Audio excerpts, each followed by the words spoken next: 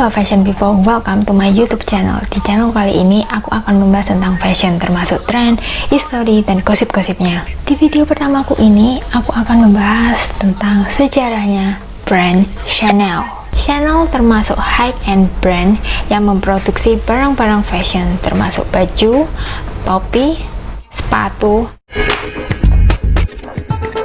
Are you wearing the Chanel boots? Yeah, I am. You look good. Tas, dan lain-lainnya. Pendiri Chanel bernama Gabrielle Bonheur Chanel. Lahir pada tanggal 19 Agustus 1883 di Paris.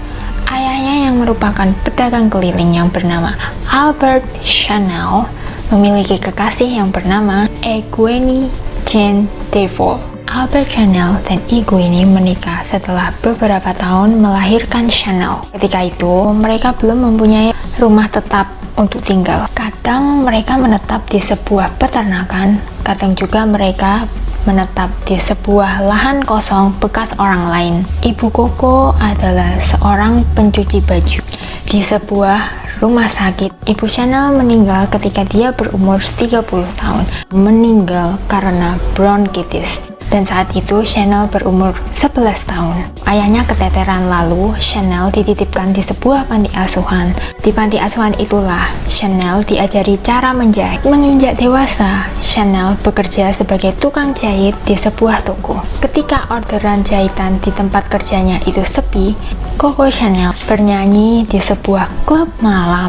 Dan pada saat itu Chanel mulai dipanggil Coco. Panggilan Coco ini berasal dari lagu yang ia bawakan sendiri yang berjudul Cocotte, artinya simpanan. Saat berumur 20 tahun, Chanel bertemu dengan Etienne Paulson, pemilik pabrik tekstil dan juga pemilik flat yang nantinya akan dipakai oleh Chanel untuk berjualan. Pada tahun 1908, Chanel bertemu dengan Arthur Boy Capel. Dia merupakan atlet polo yang berasal dari Inggris. Coco tinggal bersama pacar-pacar Etienne Paulson di sebuah apartemen yang dimiliki oleh Etienne Paulson. By the way, Etienne Paulson inilah yang pertama kali mensponsori Chanel untuk memulai karirnya. Karena pada saat itu Chanel itu kan ceweknya Etienne Paulson, jadi apa sih yang enggak? Pada awalnya Chanel sangat kesusahan untuk mendapatkan topi yang sesuai dengan keinginannya. Nggak tahu ya, mungkin bentuk kepalanya, mungkin warnanya, atau mungkin modelnya itu nggak sesuai dengan yang diinginkan Chanel. Kemudian Chanel mendesain sendiri dan membuatnya sendiri. Di acara-acara penting, Chanel memakai topi itu.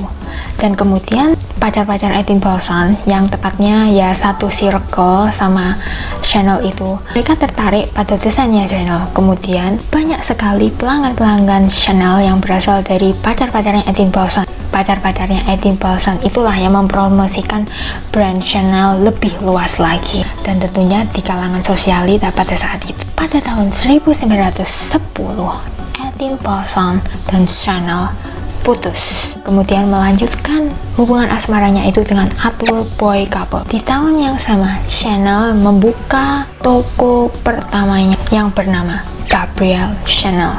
Pertamanya, Gabrielle Chanel hanya menjual topi-topi yang kemudian banyak sekali peminatnya itu berasal dari sosialita. Tentunya juga dari bantuan pacar-pacarnya Etienne Paulson dulu ya. Tapi Chanel juga memiliki impian untuk membuka toko gaun wanita. Tapi pada saat itu Chanel belum memiliki izin untuk memproduksi pakaian. Jadi ini yang menghambatnya untuk tidak bisa memproduksi pakaian. Jika ia memaksa, dia bisa dijerat hukum karena ada undang-undangnya pada saat itu. Nggak kehilangan akal dong, gara-gara belum terverifikasi atau belum tersertifikasi. Akhirnya Chanel memiliki ide untuk membuat dress wanita berbahan kain jersey, di mana Chanel membuatnya itu di pabrik pakaian dalam laki-laki. Sehingga Chanel itu bisa menjualnya karena kan yang bikin itu pabrik pakaian dalam laki-laki, tapi tetap aja yang desain itu Chanel. Awalnya Chanel tuh nggak pernah sketsa. Jadi Chanel itu kalau membuat baju itu langsung draping. Kalian tahu draping kan? Draping itu membuat pola langsung dari patungnya. Kalau nggak dipatung ya di badan modelnya. Chanel terkenal karena desain tracksuitnya. busana, seragam pelaut, dan rok ketat. Sebenarnya sih gayanya The House of Chanel itu simple, elegan, dan praktis. Kemudian beberapa tahun setelahnya, Chanel membuat riding hood atau sebuah mantel tanpa sabuk dan ornamen, serta menghilangkan garis kupnat yang ada di dada dan yang ada di pinggang, sehingga coat itu terlihat sangat ramping ketika dipakai. The House of Chanel juga memproduksi celana yang terinspirasi dari celana pria. Pada tahun 1917, Chanel memotong rambutnya pendek sekali. Gara-gara Chanel memotong rambutnya yang sangat pendek itu, mirip dengan potongan pria, nggak mirip sih, intinya pendek banget. Akhirnya para wanita juga ikut-ikut dan itu menjadi tren yang seharusnya pada saat itu wanita tuh berambut panjang. Ya gara-gara Chanel potong rambut pendek, semuanya ikut-ikut potong pendek karena Chanel itu merupakan trend center pada saat itu. Ini terjadi pada tahun 1917. Pada saat 1919, Arthur Boy couple atau kekasihnya Chanel pada saat itu meninggal dunia. Arthur Boy couple meninggal karena kecelakaan mobil. Karena Chanel dan Arthur Boy couple tidak pernah menikah, Chanel dilarang untuk berduka. Lalu Chanel memakai pakaian hitam, pokoknya hitam, semuanya hitam, dress hitam di butiknya itu. Chanel terinspirasi untuk membuat terobosan baru pakaian hitam yang kita sebut The Little Black Dress. Jadi kalau misalnya Chanel nggak mengalami hal seperti itu, mungkin Chanel nggak bakal pernah mendesain The Little Black Dress. Dan black dress dulu tuh dianggap sangat kampungan, sangat ya pokoknya nggak banget deh pada saat itu. Pada tahun 1920-an, Chanel membuka cabang lagi di Piamitz. Kemudian dia sering bertemu dengan bangsawan asal Rusia yang bernama Dmitry Pavlovich. Dmitry Pavlovich mengenalkan Chanel dengan ahli parfum yang bernama Ernest Beaux. Pada awal masa 1920-an, dikala itu para wanita berhak untuk ikut kerja, memilih pekerjaan, serta aborsi pun dilegalkan. Wanita pada zaman itu lebih berkontribusi untuk Perang Dunia Pertama, sehingga mereka jarang sekali untuk merias diri, dan ini mempengaruhi jalannya fashion dunia. Tetapi desainer berumur 44 tahun ini menjadi terkenal karena simbol keelegannya. Jadi konsepnya The Little Black Dress ini adalah feminim tapi menantang. Desainnya itu berciri khas, ada potongan habis di bawah lutut. Jadi kayak midi dress, midi skirt, serta sleeveless. Cocktail dress juga tipe busana koko yang harganya lebih mahal, yang sangat cocok sekali dikenakan dengan kalung-kalung mutiara yang banyak atau perhiasan yang berwarna-warni. Kemudian pada tahun 1921, tepatnya pada tanggal 5 Mei, Chanel mengeluarkan parfum yang bernama Chanel No. 5. Jadi sejarahnya Chanel No. 5 itu ketika Ernest Beaux itu menghadirkan sampel parfum. Jadi sampelnya itu ada sampel 1, 2, 3, 4, 5. Karena parfum yang disukai Chanel adalah No. 5, nomor 5. Jadi parfumnya itu dinamai Chanel No. 5. Pada tahun 1922, Chanel berencana untuk memperluas pemasaran parfum Chanel No. 5-nya. Kemudian Chanel dikenalkan oleh Pierre Widmer, oleh Theo P. Butter. Theo P. Butter itu siapa sih? Theo P. Butter itu foundernya Galeri Lafayette Department Store. Pada tahun 1924, Chanel membuat perjanjian dengan Pierre Widmer dan Theo P. Butter. Pada saat itu Pierre Widmer akan membiayai semua produksi apapun itu. Di perjanjian itu dikatakan bahwa Pierre Widmer mendapatkan 70% dan Theo P. Butter mendapatkan 20% serta Chanel hanya mendapatkan 10%. Karena sebenarnya Chanel itu nggak tahan ya atas pembagian hasil dari parfum Chanel No. 5-nya. Pada tahun 1930 terjadi krisis moneter di mana Chanel harus menutup semua butiknya dan memecat semua pegawainya.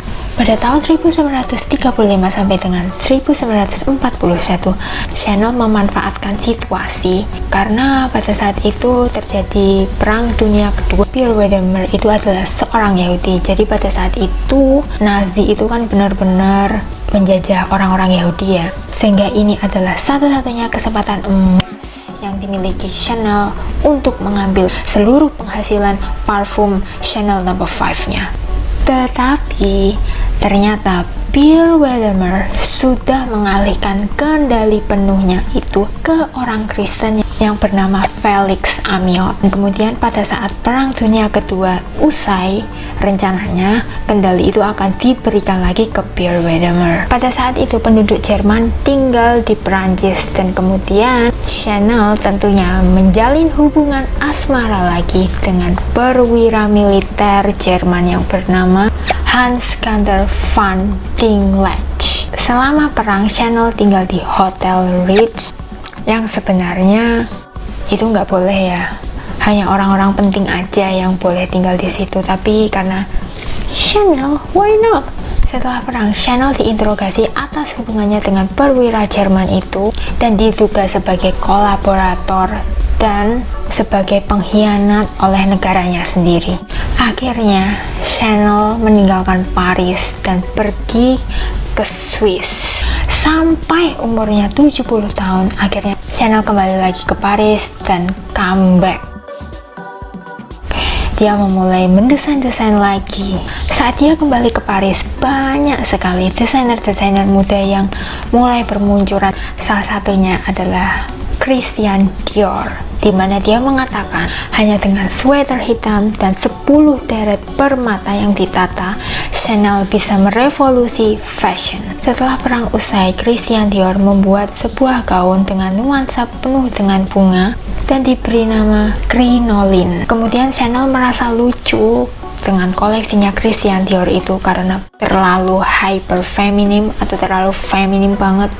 Kalau menurutku ya, setiap desainer itu kan memiliki ciri khas. Ada yang cirinya tuh lebih ke elegan, ada juga yang khasnya itu maskulin atau androgyny atau feminim. Jadi kalian nggak bisa mengejudge kalau feminim itu jelek, kalau sesuatu yang maskulin itu juga jelek, sesuatu yang terlalu yang colorful itu juga jelek. Semua seni apapun itu sebenarnya harus dihargai, dan sebenarnya nggak semua orang itu suka yang elegan juga kan, nggak semua orang juga suka feminim. Mungkin ada juga yang suka minimalis. Jadi kalian nggak bisa ngejudge kalau minimalis itu terlalu biasa. Hargailah karya orang lain. Karena generasi milenial pada saat itu, ya maksudnya generasi muda pada saat itu, mengira Chanel itu hanyalah sebuah merek parfum.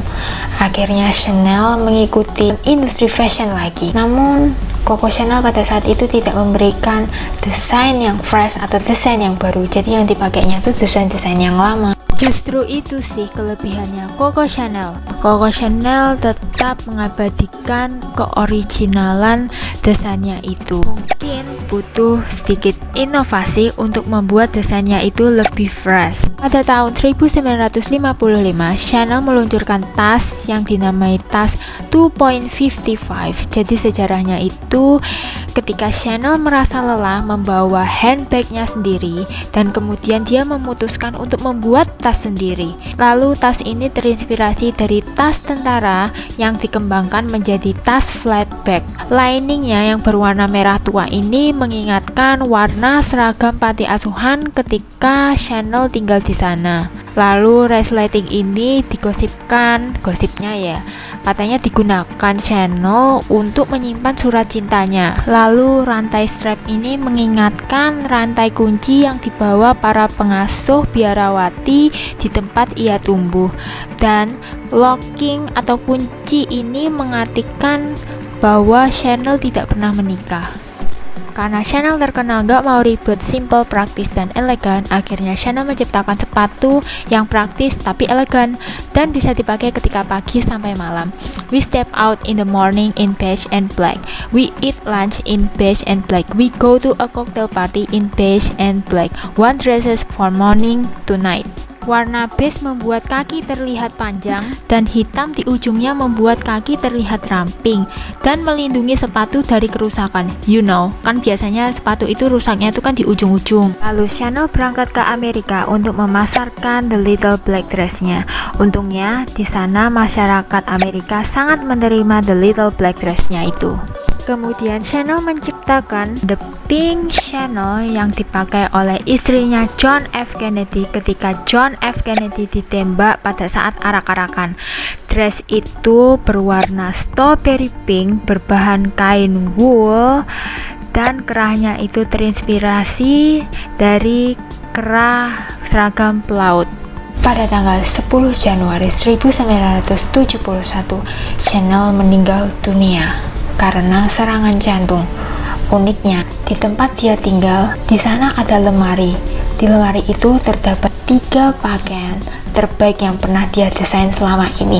Karena termakannya zaman, pakaian-pakaian Chanel sudah terlalu ketinggalan zaman. Bahkan topi yang dibuat Chanel pada pertama kali itu udah jarang banget orang-orang memakai topi, dan desainnya pun sudah kayak udah lama gitu. Akhirnya di titik tumbangnya Chanel, Karl Lagerfeld dimintai untuk memegang Chanel. Karena banyak sekali orang-orang yang kayak, ngapain sih kamu megang Chanel, itu brand udah mau lenyap, itu brand udah di ujung tanduk. Tapi Karl Lagerfeld dengan yakinnya, dia yakin kok dia bisa membawa Chanel ke masa gemilang lagi. Dan tentunya benar, Karl Lagerfeld bisa meningkatkan pendapatan Chanel. Dia juga merombak lagi, nge-refresh lagi, tapi semua itu dilakukan untuk kebaikan Chanel. Kemudian Karl Lagerfeld menyempurnakan Chanel bag 2.55 dari yang seperti ini menjadi seperti ini. Karl Lagerfeld memperbarui dan mengganti kunci logo sisi, ya seperti lambangnya Chanel pada umumnya itu, dan menyisipkan tali kulit pada rantainya sehingga berbentuk seperti anyaman. Kemudian tas ini berevolusi menjadi seperti ini dan diberi nama 11.12 Chanel bag. Chanel boy bag terinspirasi dari Arthur Boy Capel, yaitu kekasihnya Coco Chanel. Tas ini memang terlihat lebih maskulin, lebih kokoh, dan lebih kuat. Dilihat dari rantainya yang tebal dan kunci atau lockingnya ini diberi sentuhan plat, jadinya tuh kesannya lebih kuat, lebih maskulin. Apalagi ada sentuhan 3 stripe di pinggirannya itu. Kalau ada cowok, ya ada ceweknya dong. Chanel juga meluncurkan tas Chanel Girl Bag yang terlihat seperti shoot ciri khasnya Chanel. Chanel Boot. Jadi pada era 1958, Chanel memiliki hobi seperti berkuda, polo, long jump yang mengharuskan dia untuk memakai boot. Dan pada saat itu dia memakai boot buatannya Massaro. Kemudian dengan sigap, Karl Lagerfeld merancang Chanel Boot dan diluncurkan pada tahun 1983. Koleksi pertama Karl Lagerfeld diluncurkan pada tahun 1983, di mana Karl Lagerfeld menambahi rantai ikat pinggang, kerah yang rendah dan lebar. Boom! Karl Lagerfeld berhasil mengangkat brand Chanel kembali gemilang. Pemegang saham utamanya yaitu cucu dari Pierre Wedemer. Masih ingat kan Pierre Wedemer? Cucu Pierre Wedemer yang bernama Alain dan Gerard Wedemer melanjutkan sepak terjang yang diwarisi oleh kakeknya ini. Masa gemilang telah digapai selama berpuluh-puluh tahun oleh Karl Lagerfeld sampai pada akhirnya Karl Lagerfeld wafat pada tanggal 19 Desember 2019 kemarin. Kemudian Chanel mengumumkan jabatan Creative Director selanjutnya diberikan oleh Virginie Viard. Virginie Viard adalah kakek kaki tangan Karl Lagerfeld, direktur studionya Chanel. Dan yang mengangkat Virginie Viard adalah CEO-nya Chanel sendiri, Alain Wedemeer, yaitu cucu dari Pierre Wedemeer. Karena kalau dipikir-pikir, Virginie Viard itu udah bekerja di Chanel itu 30 tahun dan dia tuh kaki tangannya Karl Lagerfeld. Jadi ketika show, ketika desain, Virginie Viard ini selalu ada. Jadi dia paham banget desain yang diwariskan Chanel itu seperti apa, desain yang diwariskan oleh Karl Lagerfeld itu seperti apa. Jadi yang paling cocok itu Virginie Viard. Oke, fashion people, sekian video dari aku. Kurang lebihnya aku minta maaf. Kalau kalian pengen aku membahas Karl Lagerfeld, Christian Dior, kalian bisa komen sebanyak-banyaknya di bawah ini. Dan jangan lupa like dan subscribe sebanyak-banyaknya ya. Jangan lupa di share ke teman-teman kalian. Kalau kalian pengen request aku upload video ini seminggu berapa kali, kalian bisa komen di bawah juga ya, biar aku tahu kalian tuh lebih suka aku ngupload video itu seminggu sekali atau 3 hari sekali atau 4 hari sekali. Komen di bawah ya, jangan lupa. Bye bye.